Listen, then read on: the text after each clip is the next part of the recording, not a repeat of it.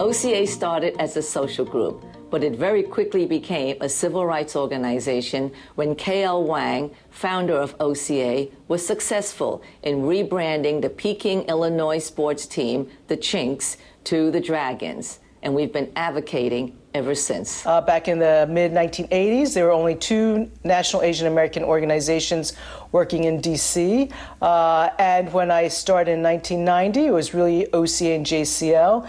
But really in the last 2-3 decades since then, we have actually seen a growth of national Asian American organizations with a presence here in D.C., really being advocates for the different sectors. OCA is about embracing the hopes and aspirations of Asian Pacific Americans. What makes us unique as an organization is we're membership-based. We have over 80 chapters and affiliates across the United States. And being membership-based, we are able to reach out to our members when we need to get the word out.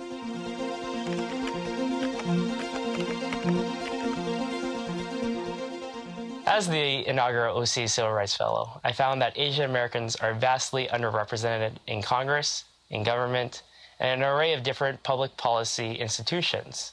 Having no voice at the table for Asian Americans is detrimental to our community's progress, as well as our community's needs. OCA and JCL have many similar goals and objectives. And so in looking at the issues that we face here in Washington, D.C., a united effort is always more strong than a single effort. And so often we would join together in opposing bad legislation or supporting good legislation, supporting each other in what our needs were in our organizations. The value proposition that OCA brings to the table is in its membership networks all across the country. So OCA is a value partner because through OCA National, they're able to partner with us to mobilize their state partners to do what needs to be done at the state level. I think groups like SOLDEF, like OCA, can continue to make a significant impact on public policy despite being C3 organizations, because they're able to leverage their large networks to influence policy in very interesting and strategic ways. There's no other organization that has a strong membership base like us. When we represent OCA and the Japanese American citizenry here in Washington, D.C., we are speaking through the voices of thousands of people.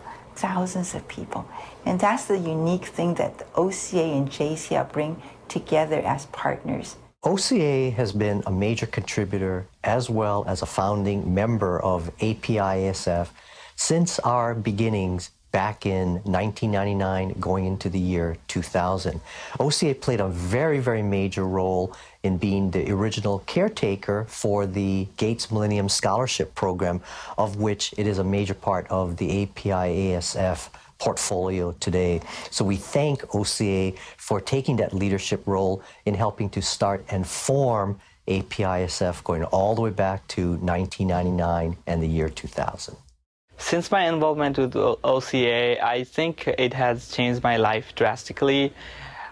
I have, since my involvement, I think I have become a better person, a better leader, a better advocate for the AAPI community. Leadership development, of course, is very, very important in order for us to amplify our voice on a number of public policy priorities. And we believe that by creating a pipeline through youth to adulthood and beyond, that we are able to actually empower the community to be engaged in the issues that are most important to them now and into the future.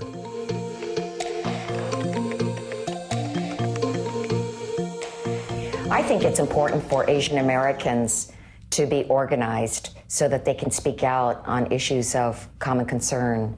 And the more organized we are, the more we can ensure that civil rights will be held up for Asian Americans and that we can stand equally amongst others with regard to our rights. It's great to have our friends at the OCA to count on. I know I oftentimes pick up the phone whenever I have problems and call my friends at the OCA because I know that they're working on the same issues, and I know they bring the same kind of background, the same kind of expertise to these concerns to help make sure that we can be successful in making the U.S. Constitution live up to all that it promises to be. As a national organization serving AAPI communities, we find a lot of resonance with OCA, and I think the relationship that we've had with OCA has been very fruitful. And I think our relationship with OCA has both organizational components as well as programmatic components. We at the Asian and Pacific Islander American Health Forum are really privileged to be in partnership with OCA, along with another 30 national organizations under the umbrella of the National Council of Asian Pacific Americans. One of the reasons why OCA is an essential voice in Washington and a great coalition partner is because of its moral voice. OCA comes from a history of discrimination, but not just stewing in it, responding to it in a positive way, in a productive way, working together in coalition. That adds legitimacy and credence to our work. That moral voice is essential.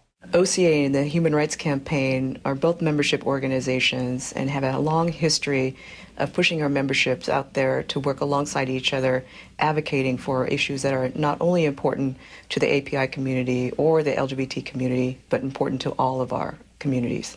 I think that the relationship between AJC and OCA is really a model of how communities that have come to this country from very different parts of the world can find common ground and work together, not only have common cause together, but build relationships and build ties that strengthen each of their communities. OCA, as a civil rights organization, has taken upon themselves, and rightfully so, the responsibility to make sure that policymakers are up to date on what's going on in the minds and the communities of Chinese Americans specifically, but Asian Americans in general.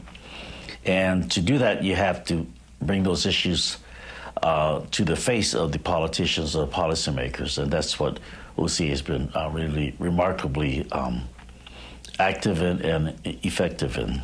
When we participate in something, not because we just represent Asian Americans, we are part of that larger community, and we advocate, for example, healthcare reform. We don't really have to advocate just those items good for Asian American. We will be in a position to advocate the healthcare reform good for everybody because we are part of that everybody.